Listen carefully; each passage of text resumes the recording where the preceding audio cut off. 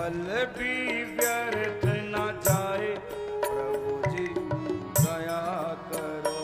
एक पल भी व्यर्थ न जाए प्रभु जी ऐसी कृपा करो।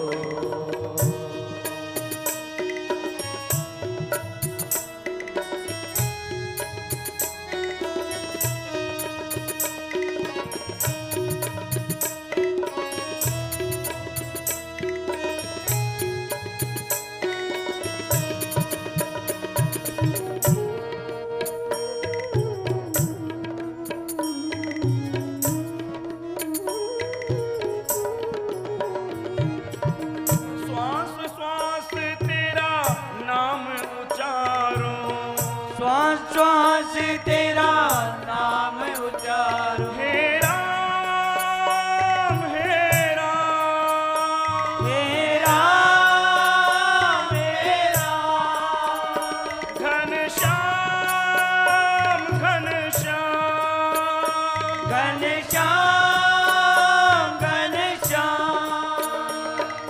श्वास श्वास तेरा नाम उचारो, श्वास श्वास तेरा नाम उचारो।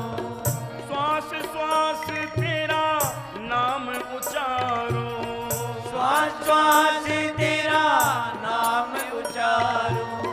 रैन दिना बस तुम्हें पुकारो, रैन दिना बस तुम्हें पुकारो। तुझ बिन चैन न आए प्रभु जी ऐसी कृपा करो। तुझ बिन चैन न आए प्रभु जी ऐसी कृपा करो। तेरा नाम एक तू ही मन को भाए प्रभु जी ऐसी कृपा करो। कृपा करो दया करो, कृपा करो दया करो। कृपा करो प्रभु दया करो। कृपा करो प्रभु दया करो। एक पल भी व्यर्थ न जाए प्रभु जी ऐसी कृपा करो। एक पल भी व्यर्थ न जाए प्रभु जी ऐसी कृपा करो। तेरा नाम सदा मुख आए प्रभु जी ऐसी कृपा करो। तेरा नाम सदा मुख आए प्रभु जी ऐसी कृपा करो।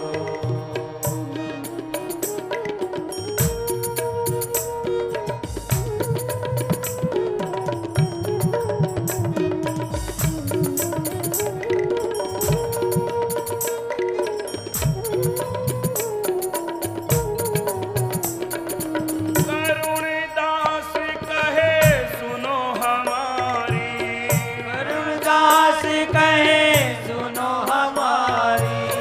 भूल जाऊं सब दुनियादारी, भूल जाऊं सब दुनियादारी। करुणदास कहे सुनो हमारी, करुणदास कहे सुनो हमारी। भूल जाऊं मैं दुनियादारी, भूल जाऊं मैं दुनियादारी। बस तेरी ही याद रुलाए प्रभु जी ऐसी कृपा करो। तेरी याद रुलाए प्रभु जी ऐसी कृपा करो। तेरा नाम सदा मुख आए प्रभु जी ऐसी कृपा करो। तेरा नाम सदा मुख आए प्रभु जी ऐसी कृपा करो। प्रभु कृपा करो, प्रभु कृपा करो। प्रभु दया करो, प्रभु दया करो। कृपा करो प्रभु दया करो। कृपा करो प्रभु दया करो। दया करो प्रभु कृपा करो। दया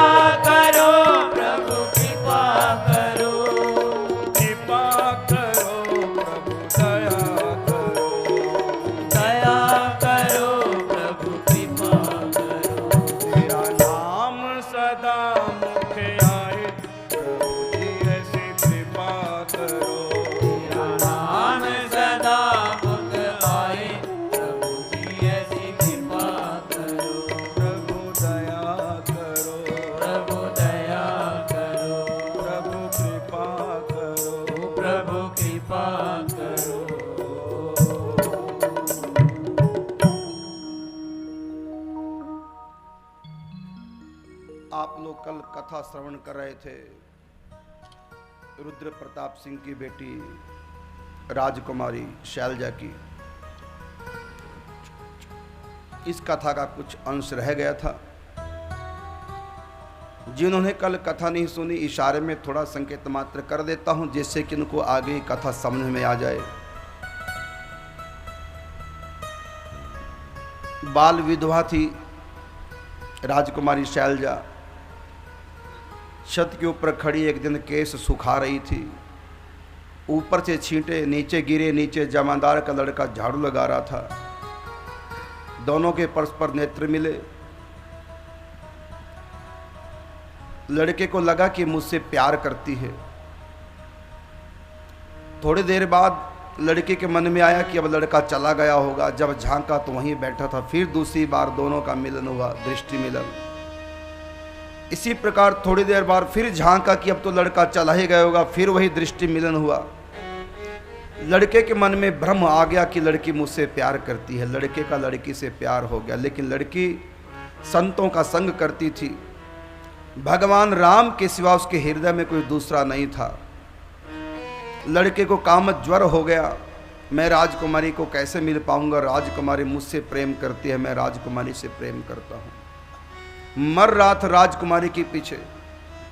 लड़के की मां के द्वारा राजकुमारी को समाचार मिला कि मेरे नाम से कोई प्राण दे रहा है। यद्यपि मैं तो सृष्टि में हर पुरुष को पिता और भाई के समान मानती हूं, लेकिन उसको भ्रम हो गया है। अगर मैं उसके भ्रम को दूर करने के लिए उसके पास जाकर समझाऊं कि मैं तुम्हारी बहन जैसी हूं, तुम मेरे लिए भाई जैसे हो, उसका दिल टूट जाएगा, वो आत्महत्या ना कर ले। मेरे विरह में दुखी हो रहा है। तो उसने एक दूसरा तरीका अपनाया भगवान शिव की प्रेरणा से।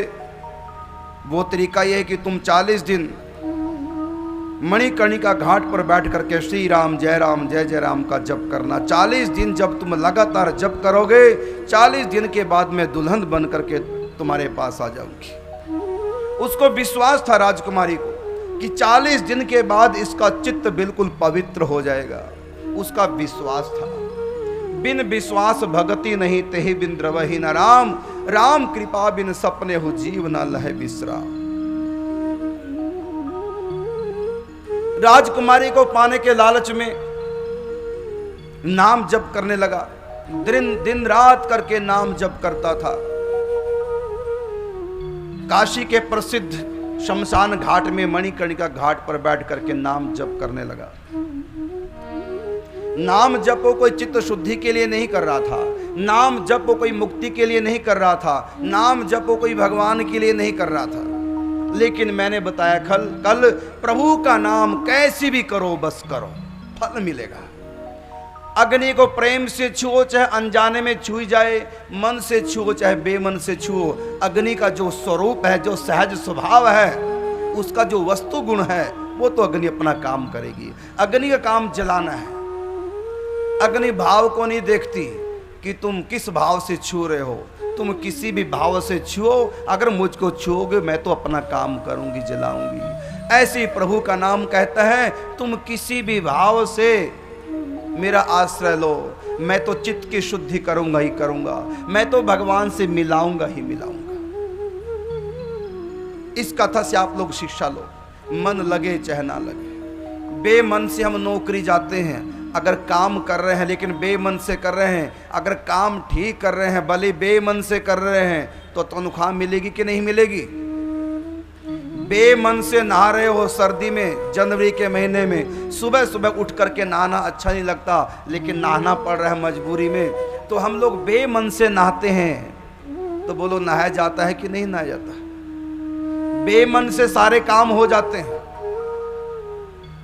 कितनी स्त्रियां ऐसी हैं जिनके पति उनके अनुकूल नहीं, लेकिन समझदारी बरत रही हैं, कैसी भी करके बेमन से सही निभा रही हैं। अच्छी बात है, चाहे बेमन से निभाओ लेकिन निभाओ।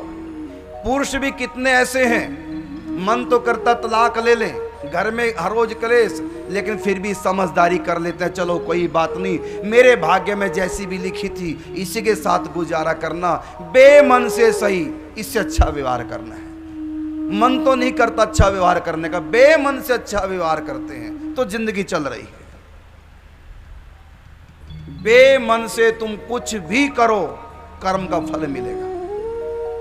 बेमन से किसी को गाली दे दो, मन कहीं और था और मुख से गाली दे दी, तो बोलो जूता पड़ेगा कि नहीं पड़ेगा? तुम कहो मैंने तो बेमन से दी थी। अरे मन से कर्म करो चाहे बेमन से कर्म करो, कर्म अपना फल देगा। जानबूझ के जहर खा लो, चाहे धोखे से कोई खिला दे और हमने शरबत समझ करके पी लिया,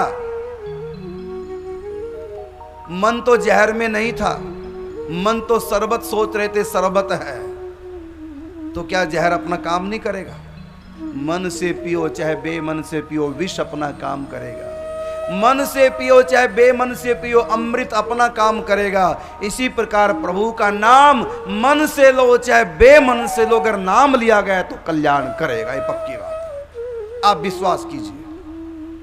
इसलिए ऐसा ना सोचो मन नहीं लगता महाराज क्या फायदा। कई लोग तो कहते हैं खाली राम राम करने से क्या फायदा है। मैं उन अज्ञानियों से कहता हूं कि क्या राम नाम कभी खाली होता है? कहां लो करूं मैं नाम बढ़ाई, राम न सकहीं नाम गुण गाई।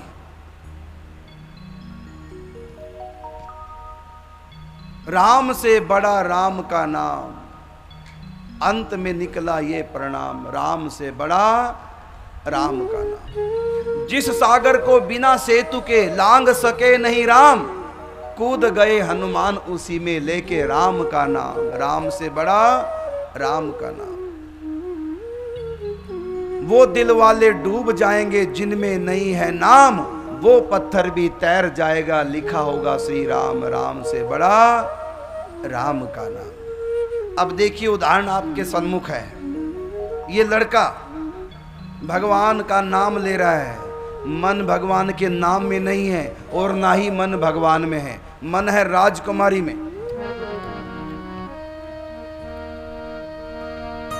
ले माला पहुंचा गंगा तट, राम नाम जप करने लगा। जपते जपते बीच बीच में ध्यान राम का धरने लगा। जपते जपते बीच बीच में ध्यान राम का धरने लगा। मन नहीं लग रहा है। लगा बीतने एक एक दिन, रस नहीं आ रहा था नाम जप करने में। कब हो पूरे 40 दिन। राजकुमारी ने कहा था 40 दिन के बाद मिलूं। ये मुसीबत 40 दिन कब पूरे हो? एक एक दिन पहाड़ के समान लग रहा है, कब 40 दिन पूरे हो? लगा बीतने एक एक दिन, कब हो पूरे 40 दिन। कब आएगी राजकुमारी, व्याकुल होता उनके बिन। कब आएगी राजकुमारी, व्याकुल होता उनके बिन। मन कहाँ है? राजकुमारी। कब आएगी राजकुमारी, व्याकुल होता उनके बिन। 5-7 दिन बीत गए जब, ऊब गया जपते जपते। 5-7 दिन बीते थे अभी, एक दिन भारी पड़ा था, ऊब गया। मन क्या छोड़ दूं माला को, लगता है राजकुमारी ने मुझको धोखा दिया है, ये 40 दिन लगातार कर नहीं पाएगा। मुझको भ्रम में डाला है राजकुमारी ने। सोचा होगा उसने कि ना नोमन तेल होगा न राधा नाचेगी, ना 40 दिन ये भजन कर पाएगा लगातार और ना मैं इसको मिल पाऊंगी। लगता है वो मुझको धोखा दे दिया उसने। लेकिन कुछ भी हो, मन लगे चाहे ना लगे, चाहे मैं ऊब गया हूं चाहे थक गया हूं, राजकुमारी को प्राप्त करने के लिए कैसे भी सही, बेमन से सही लगा रहूंगा 40 दिन। मैं अपना नियम नहीं तोड़ूंगा। ये केवल उस लड़के की बात नहीं, ये सब की यही बात है। नए नए तो सब भजन करते हैं,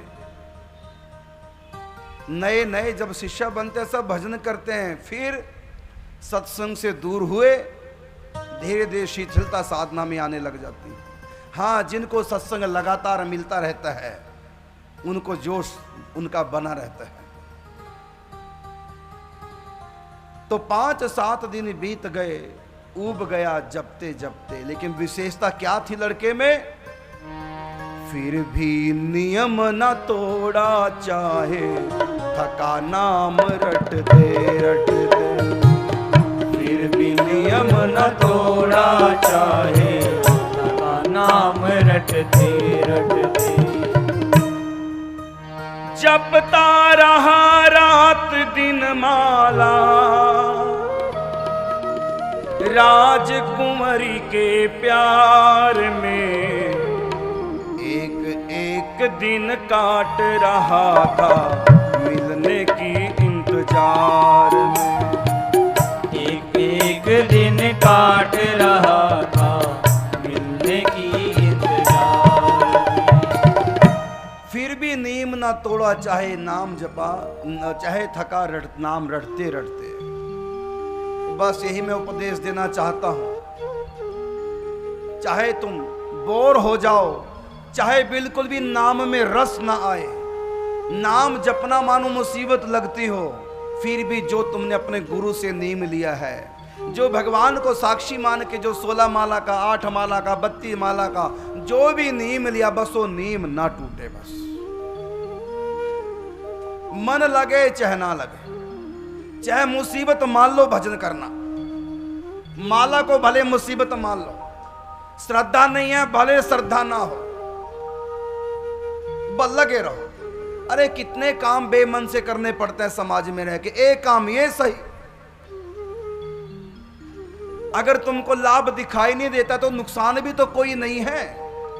नुकसान दिखता हो तो बता दो हमको कि नाम जपने से नुकसान है। अगर लाभ दिखाई नहीं देता तो नुकसान भी कहां दिखाई दे रहा है। बेकार समझ के करते रहो, इससे भी भगवान रिझते हैं। 16 माला का नियम है, दिन भर विवाह शादी में बिजी रहे, अब 10 बजे फुर्सत मिली नियम प्रारंभ करने की। इधर 2 दिन से नहीं सोए थे, नींद कहे बस अभी आ रही हूं। इधर नीम पड़ा है 16 माला का, इधर 12 बजने वाले हैं, अब क्या करें, लगो। इधर नीम कहते बिल्कुल, इधर नींद कहती है मैं बिल्कुल माला जप करने नहीं दूंगी। माला हाथ में उठाई, बिस्तर में बैठ गए, अब लगे अपना नियम करने। नींद आ गई, हाथ से माला छूट गई, फिर दोबारा से माला उठाई, फिर प्रारंभ की। कैसी भी करके 16 माला कर ली। कितनी बार छूटी है हाथ से माला नींद में, कितनी बार नींद आ गई, कितनी बार तो धड़ाम से गिर पड़े, लेकिन फिर उठे। नहीं, कुछ भी हो नियम करके ही सोना है। अब तुम्हारा मन तो बिल्कुल भी नाम में नहीं लग रहा है। नाम जब मुसीबत लग रहा है, नींद आ रही है, नींद कहती है करने नहीं दूंगी, लेकिन कैसे भी करके तुम लोगों ने 16 माला नीम की, अपने जो नित्य का नीम था पूरा कर लिया। अब बताओ, बेमन से माला की, मुसीबत समझ के माला की, कैसी भी की, माला हो तो गई ना। इससे में भी भगवान खुश रहे, ये समझकर कि देखो नींद ने खूब विघ्न किया, दिन भर काम काज ने खूब विघ्न किया, लेकिन मेरा सच्चा भक्त है। चाहे नींद इसको आती रही, चाहे बार बार हाथ से माला छूटती रही, लेकिन मेरा सच्चा भक्त है, मेरा पक्का भक्त है, तब भी इसने नियम को नहीं तोड़ा है।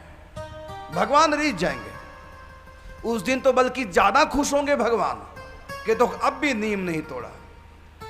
भाई हनुमान प्रसाद पोद्दार जी का 64 माला का नियम था।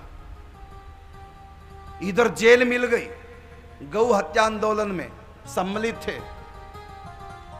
शिमलापाल नाम की जगह है पश्चिम बंगाल में, जेल मिल गई। 2-2.5 साल जेल में रहे। भाई जी कहते हैं बड़ी कृपा रही जेल में, खूब भजन का मौका मिला है। अभी कुछ समय पहले विवाह हुआ था, घर में कोई कमाने वाला नहीं था, सरकार ने जेल में डाल दिया। अब देखिए क्या कहते हैं, भाई जी की आवाज में मेरे पास कैसेट है, उसमें मैंने स्वयं सुना। भाई जी कहते हैं कि बड़ी कृपा रही जेल में। वहां एक सरकारी कर्मचारी से कहा कि भाई मेरा माला जप करने का नियम है, माला मेरे पास है नहीं, अब मैं अपना नियम कैसे पूरा करूं 64 माला का, गिनती मेरी कैसे पूरी हो, ये ना हो कि मेरा नियम टूट जाए, मेरी 64 माला ना हो, कम हो तो पता कैसे चलेगा। हम जो माला गिनते हैं इसलिए नहीं गिनते कि कहीं ज्यादा ना हो जाए, इसलिए गिनते हैं हम लोग माला को कि कम ना रह जाए, नियम ना टूट जाए। एक शायर ने, मैं तो उसको मूर्ख ही कहूंगा, अज्ञानी ही कहूंगा, उसने एक शेर लिखा और कई अज्ञानी भक्त लोग एक दूसरे पे मैसेज कर देते हैं उन शेरों, जबकि बिल्कुल गलत है वो शेर। उसमें लिखा कि भगवान ने मुझे बेहिसाब दिया, मैं माला गिन के क्यों करूं, इसलिए मैंने माला छोड़ दी। मैं उन मूर्खों से पूछता हूं, उन अज्ञानियों से पूछता हूं, क्या कभी भगवान बेहिसाब देते हैं कि कर्मों के हिसाब से देते हैं? बोलो, सुख दुख लाभ हानि ये सब कर्मों के अनुसार भगवान देते हैं कि कोई हिसाब नहीं रखते सबको? अंधेर नगरी का चौपट राजा, टाका शेर बाजी टाका शेर खाजा। उस मूर्ख को इतना नहीं पता कि भगवान कर्मों के अनुसार देते हैं, भगवान क्या हिसाब है। बड़े कड़े कानून प्रभु के, बड़े कड़े कानून प्रभु के, बड़ी कड़ी मर्यादा, और किसी को कोड़ी कम नहीं देता और किसी को दमड़ी ज्यादा। क्या साधु, क्या संत गृहस्थी, क्या राजा, क्या रानी, और प्रभु की पुस्तक में लिखी है सबकी कर्म कहानी। जैसी करनी वैसा फल, और आज नहीं तो निश्चय कल। कौन कहता कि भगवान हिसाब नहीं रखते कर्मों का? कौन कहता कि भगवान बेहिसाब देते हैं? भगवान को इतना बुद्धू मान लिया शेर लिखने वाले मूर्ख ने कि भगवान सबको बेहिसाब दे रहे हैं। भगवान कर्मों का खाता देखते हैं। चित्रगुप्तों को नियुक्त कर रखा भगवान ने, जो जैसे कर्म करता है वैसे ही लिखते रहना, क्योंकि वैसे उसको फल भी देना है। और ऐसी भगत लोग मूर्ख हैं जो ऐसे मैसेजों को आगे फॉरवर्ड कर देते हैं। मूर्खों को इतना नहीं पता है कि भगवान हिसाब रखते हैं। क्या तुम लोगों ने कभी सत्संग नहीं सुना? कौन से ग्रंथ में लिखा है कि भगवान कर्मों का कोई हिसाब नहीं रखते, सबको बेहिसाब दिए जा रहे हैं? कोई धर्म इस बात को स्वीकार नहीं करता। सबको पता है भगवान हिसाब से देते हैं। मेरे राम की नगरिया में काई घाटो, कर्म अनुसार मिलेरी बांटो। कोई तो खावे हलवा पूड़ी, कोई फाके सूखो आटो, कर्म अनुसार मिलेरी बांटो। कोई तो ओढ़े शाल दुशाले और कोई ओढ़े कंबर फाटो, कर्म अनुसार मिलेरी बांटो। कर्मों की खेती है दुनिया, कर्मों की खेती है जो दुनिया, जो बोया सोई काटो, कर्म अनुसार मिलेरी बांटो। ये शेर कितना गलत है। ये धर्म का परिहास है, ये भगवान का मजाक है।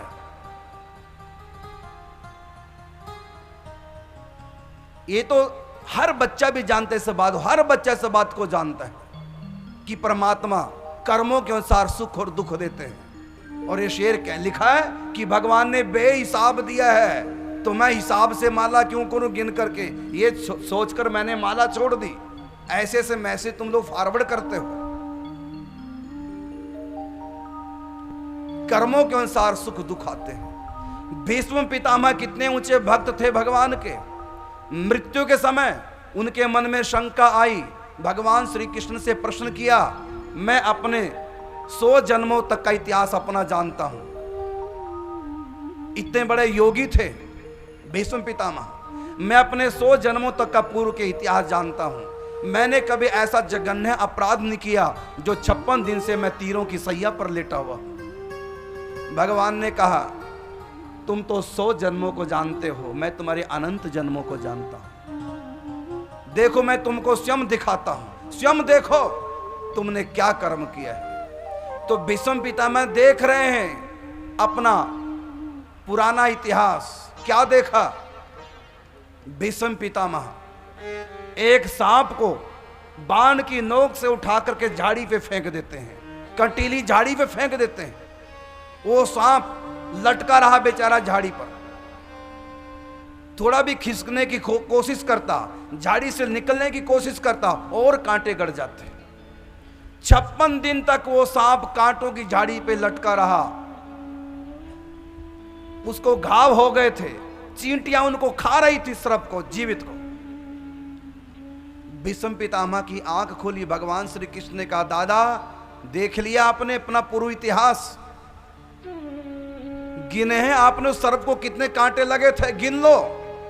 जितने सर्प को कांटे लगे थे उतने ही कांटे उतने तीर आपको चुभे हैं। एक भी तीर कांटा कम अधिक हो तो बताओ।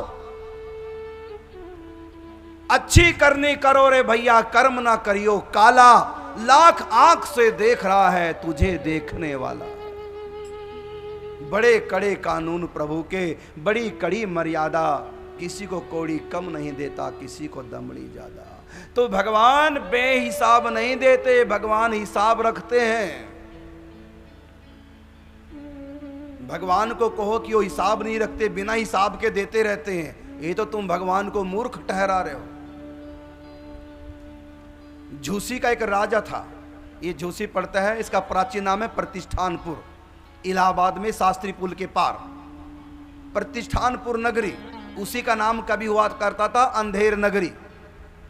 प्रतिष्ठानपुर का नाम कुछ समय के लिए पड़ा था अंधेर नगरी, और वहां के राजा का नाम पड़ा था चौपट राजा।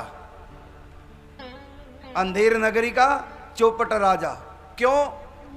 कहते वहां एक ऐसी बीमारी आ गई थी, लोगों को ऐसी बीमारी लगी, ऐसी बीमारी फैली, सबकी मेमोरी डाउन हो गई। ऐसी कोई बीमारी वहां के प्रजा को लगी, सबकी स्मरण शक्ति कम हो गई। अब दुकान पे, अब एक दुकान पे तो हजारों प्रकार का माल होता है, सामान होता है, वो सब भूल गए कौन से सामान का क्या रेट है। समस्या आ गई, ग्राहक आ रहे हैं सामान लेने के लिए, लेकिन सब सामान भूल गए कौन से सामान का क्या रेट है, सब भूल गए मूल्य। राजा के पास शिकायत करने प्रजा पहुंची, महाराज ऐसी बीमारी लग गई हमको, हमारी सबकी मेमोरी जो है, स्मरण शक्ति कम हो गई।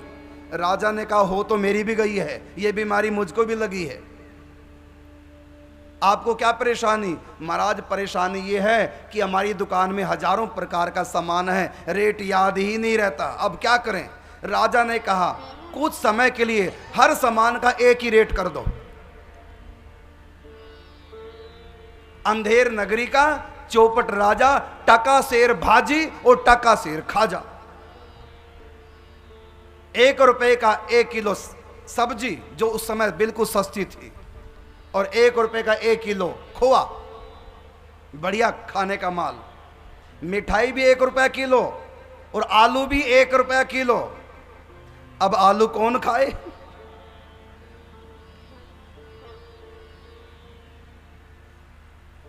अब तो सब बढ़िया बढ़िया माल लगे मारने। संयोग की बात है, गुरु शिष्य प्रतिष्ठानपुर में पहुंचे, इस अंधेर नगरी में पहुंचे। जब यहां का रूल देखा, सब सामान एक ही रेट, आलू भी 1 रुपया किलो और मिठाई भी बढ़िया से बढ़िया, वो भी 1 रुपया किलो। चेला ने गुरुजी से कहा, गुरुजी कुछ दिन यहीं रहेंगे, माल मारेंगे, बड़ा सस्ता माल है। कहा, बेटा ये अंधेर नगरी है, ये अंधेर खाता है, यहां पर यहां कोई हिसाब किताब नहीं है, इसलिए ऐसी अंधेर नगरी में